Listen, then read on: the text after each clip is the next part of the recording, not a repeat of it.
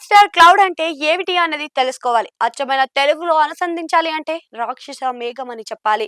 అతి పెద్ద మేఘాల సముదాయాలను అలా పిలుస్తారు. అవి వందల వేల కిలోమీటర్ల విస్తరణ దాకా పాకి ఉంటాయి.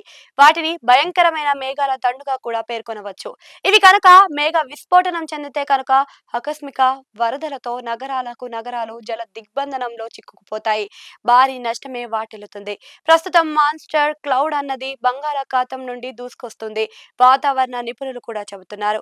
ఈ మాన్స్టర్ క్లౌడ్ ఏకంగా 3000 కిలోమీటర్ల పొడవుతో ఒక భారీ పరిణామంతో ఇరాన్, పాకిస్తాన్ మీదుగా ప్రయాణిస్తూ భారత్ పై విస్తరిస్తున్నదని చెబుతున్నారు. దీంతో దేశంలోని తూర్పు, ఈశాన్య భారతదేశానికి పెనుముప్పు ఉందని అంటున్నారు.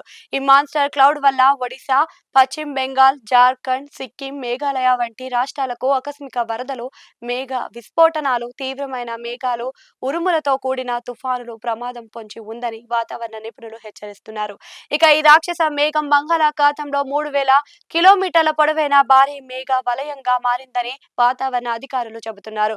ఇది రాత్రికి రాత్రే 200 నుంచి 0.0 మిలియన్ల వర్షాన్ని కురిపించగలదని హెచ్చరిస్తున్నారు. దీంతో అధిక ప్రమాదం ఉన్న రాష్ట్రాలుగా ఒడిశా తీరం, గంగా నది పరివాహక పశ్చిమ బెంగాల్ కు రెడ్ అలర్ట్ ని జారీ చేశారు. అలాగే జార్ఖండ్, బీహార్, సిక్కిం, అస్సాం, మేఘాలయాలకు ఆరెంజ్ అలర్ట్ ను జారీ చేశారు. భద్రతా చర్యలని తీసుకోవాలని స్థానిక అధికారిక యంత్రాంగాన్ని కోరుతున్నారు.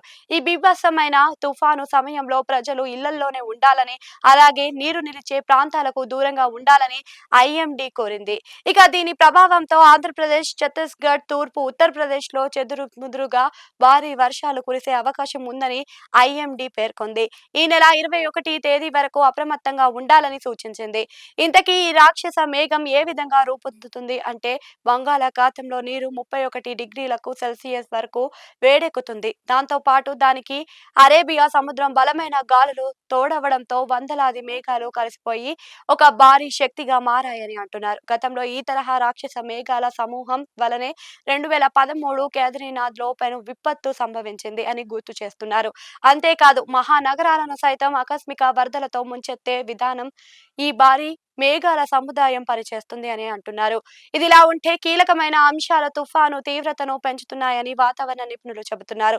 అందులో ఒకటి ఎల్ నినో కారణంగా బంగాళాఖాతం సముద్ర ఉష్ణోగ్రతలు సాధారణం కంటే 1.5 డిగ్రీల సెల్సియస్ ఎక్కువగా ఉండి అదనపు తేమను అందిస్తున్నాయి. అలాగే తేమతో కూడిన గాలులు ఢీకొంటున్నందువల్ల కూడా ఈ కలయిక తుఫాను వేగంగా తీవ్రతరంగా కావడానికి దారితీస్తుంది. వాతావరణ నిపుణులు కూడా ఇదే చెప్తున్నారు.